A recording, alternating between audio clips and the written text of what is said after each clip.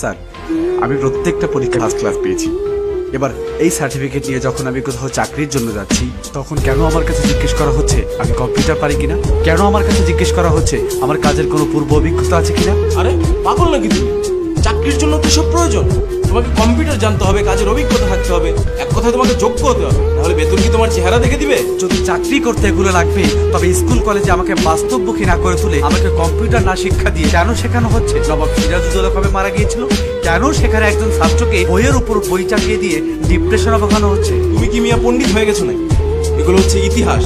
একটা ছাত্রের জন্য ইতিহাস জানা খুবই জরুরি। এই ইতিহাস জানা যেমন জরুরি, তেমনই জরুরি বাস্তবমুখী শিক্ষা, যেমন কম্পিউটার।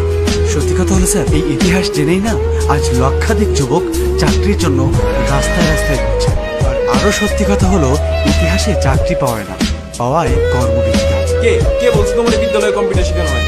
সেখানে কম্পিউটার আছে, কম্পিউটার শিক্ষক আছে, তুমি শিখো না এই কেন? এক মিনিট স্যার, আপনি আমি দুজনেই জানি যে বিদ্যালয়গুলোতে কম্পিউটার ল্যাব আছে, কিন্তু আপনি জানেন সেখানে কি শেখানো হয়? সেখানে পুরো বছর জুড়ে শেখানো হয় কিভাবে কম্পিউটার অন অফ করতে হয়। আর নিজে থেকে নতুন কিছু শিখতে গেলে বলা হয় কম্পিউটার হ্যাং হয়ে যাবে। স্যার, সেই যে হ্যাং হলাম না, এখনো ছাড়া দেবে। আসল কথা হলো, সেখানে যা শেখানো হয় আর চাকরিতে যা চাওয়া হয়, দুইটা সম্পূর্ণ দুই রকম। তাহলে তুমি কোনো বাইরের কম্পিউটার ট্রেনিং সেন্টার থেকে ট্রেনিং নাও। স্কিল ডেভেলপমেন্ট ইনস্টিটিউট আছে, সেখান থেকে স্কিল ডেভেলপ করে নাও। তুমি জানো না, হাতের কাজ জানা থাকলে ভাতের অভাব হয় না। তাহলে স্যার, এই যে 18 বছর ধরে আমি মাস্টার্স কমপ্লিট করলাম, তার ভ্যালুটা কি? এই যে সার্টিফিকেটগুলো আমি অর্জন করলাম, এটা কি বাসার দেওয়ালে টানিয়ে রাখার জন্য নাকি চাকরির জন্য? যদি চাকরির জন্য হয়, তাহলে আমাকে কেন চাকরির মতো করে শিক্ষা দেওয়া হলো না?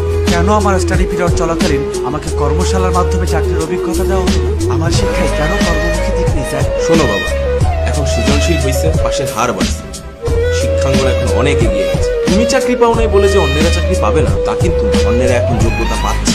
স্যার, কর্মক্ষেত্রে গেলে সেখানে একটা কাজের ধারণা দিয়ে 4 ভাগে করতে বলা হয়, যেমনটা আপনার সৃজনশীলে করাচ্ছে। চাকরিতে একটাই কাজ দেওয়া হয়, আর যদি আপনি তা না পারেন, আপনি অযোগ্য। কি আজব স্যার! এরা সৃজনশীল পদ্ধতিতে পড়ালেখা করছে, তবে সৃজনশীল কোনো কর্মক্ষেত্র পাচ্ছে না, আর পাবেও না। পাচ্ছে একটা সার্টিফিকেট। তুমি একটা শিক্ষিত সমাজে দাঁড়িয়ে এসব কথা কিভাবে বলতেছো? তুমি কি বলতে চাও, এখন শতভাগ শিক্ষার কোনো দাম নেই? শিক্ষাঙ্গন এখন বিজনেস কোম্পানি স্যার, আর স্টুডেন্ট হলো প্রোডাক্ট। প্রত্যেক বছর এই কোম্পানি থেকে কয়েক লাখ এ প্লাস ব্র্যান্ডের প্রোডাক্ট বাজারজাত করা হচ্ছে। দুঃখের বিষয় স্যার, এখানে কোনো জ্ঞানী গুণী মানুষ বের হচ্ছে না।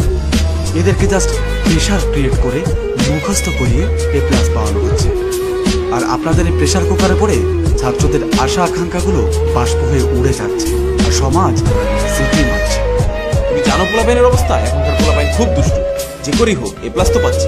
আর শোনো বাবা, এ প্লাস পেলে সব হয়। এ প্লাস কি সব সম্ভব? ভুল। এখন সমাজ রেজাল্টকে এমন অবস্থায় এনেছে যে একজন ভালো ছাত্র যদি এ প্লাস পায়, তার দিকেও আঙুল তুলে বলবে রেজাল্ট কত টাকা দিয়ে কিনেছেন। এ প্লাস দিয়ে কোনো ছাত্রের যোগ্যতা প্রমাণ করা সম্ভব। হ্যাঁ, তার সম্পর্কে একটা কথা বলতে পারি, যদি সে নকল না করে থাকে, তার মুখস্থ করার ক্ষমতা খুব ভালো, যা কেবল পরীক্ষার খাতা পর্যন্ত সীমাবদ্ধ। আর এভাবে চলতে থাকলে জাতি খুব তাড়াতাড়ি মেধাশূন্য হয়ে পড়বে। বেঁচে থাকবে শুধুই আপনার এ প্লাস।